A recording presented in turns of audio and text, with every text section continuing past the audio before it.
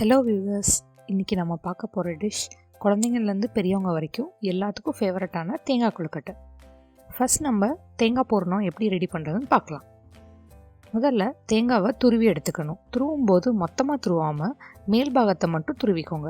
அப்போ தான் பூரணம் நல்லா வெள்ளையாக இருக்கும். இப்போது 1 கப் தேங்காய்னா 1/2 கப் சர்க்கரை எடுக்கணும். ரெண்டும் ஒரு பாத்திரத்தில் கலந்து வச்சுக்கோங்க. ஒரு 15 நிமிஷம் ஊறினதுக்கப்புறம் சர்க்கரை தண்ணி விட்டுரும். இப்போ அந்த தண்ணியோட தேங்காவை ஒரு கடாயில் போட்டு அந்த தண்ணி நல்லா ட்ரை ஆகிற வரை கிளறிக்கோங்க. அவ்வளோதான், இப்போ தேங்காய் பூரணம் ரெடி ஆயிடுச்சு. அடுத்து நம்ம கொழுக்கட்டை மாவு செஞ்சிடலாம். கொழுக்கட்டை மாவு செய்கிறதுக்கு தேவையான பொருள்: அரிசி மாவு 1 கப் எடுத்தால் தண்ணி 1/4 கப் எடுக்கணும். அப்புறம் 2 டீஸ்பூன் ஆயில், 1 டீஸ்பூன் உப்பு. இப்போது ஒரு கடாயில் நம்ம அளந்து வச்சுருக்க தண்ணியை ஊற்றிடுங்க.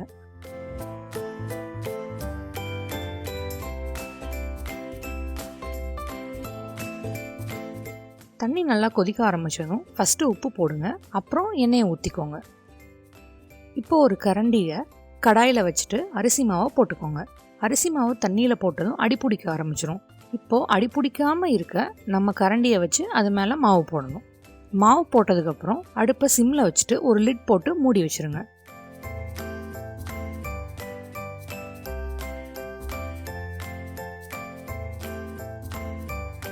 ஒரு நிமிஷம் மூடி வச்சா போதும்.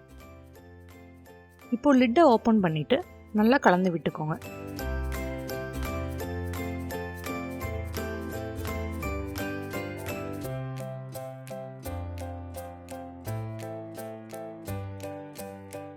இந்த மாதிரி நல்லா உதிரி உதிரியாக வரணும். அப்போ தான் மாவு பிசையும் போது அது நல்லா இருக்கும். அப்புறம் இந்த மாவை ஒரு பெரிய தட்டில் மாற்றிக்கோங்க.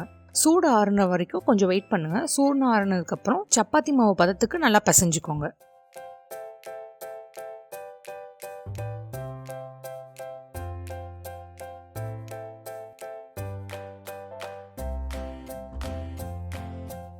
இப்போ நம்ம கொழுக்கட்டை மாவு ரெடி ஆயிடுச்சு. நம்ம கொழுக்கட்டை செய்கிறதுக்கு முன்னாடி குட்டி குட்டி பால்ஸாக பண்ணி வச்சிட்டோம்னா நம்ம பூர்ணம் ஃபில் பண்ணுறப்போ ஈஸியாக இருக்கும்.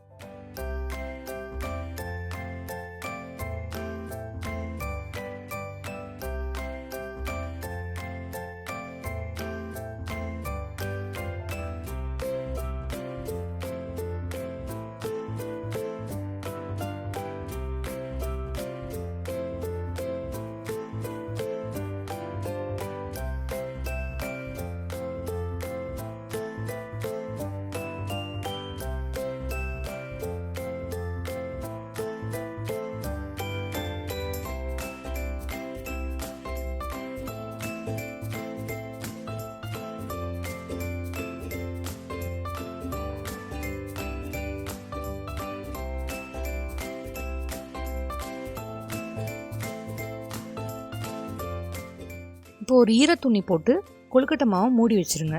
ஏன்னா அது ரொம்ப ட்ரை ஆகிடுச்சுன்னா கொழுக்கட்டை சுற்ற சரியாகவே வராது.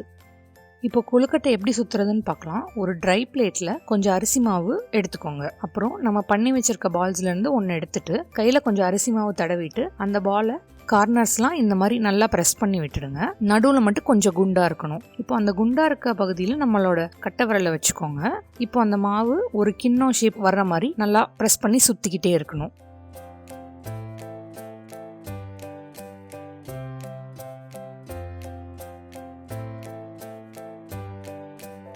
இப்போ ஒரு கிண்ணம் ஷேப்பில் வந்ததுக்கப்புறம் நம்ம அதில் பூரணத்தை கொஞ்சம் ஃபில் பண்ணிடலாம். பூரணத்தை ஃபில் பண்ணிவிட்டு அதோட கார்னர்ஸ் எல்லாம் நல்லா ப்ரெஸ் பண்ணி விட்டுக்கோங்க. அப்போ தான் நம்ம வேக வைக்கும்போது அது உடஞ்சி வராமல் இருக்கும்.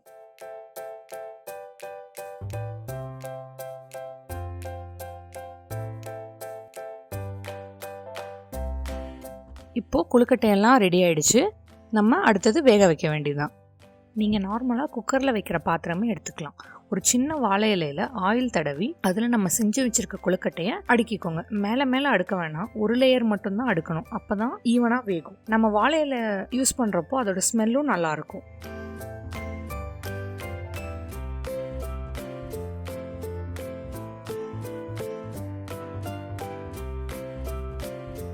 அடுக்குன கொழுக்கட்டை மேலே ஒவ்வொரு ட்ராப்ஸ் நெய் போட்டுக்கலாம். இப்போது குக்கரில் வச்சுட்டு மூடி வச்சுருங்க.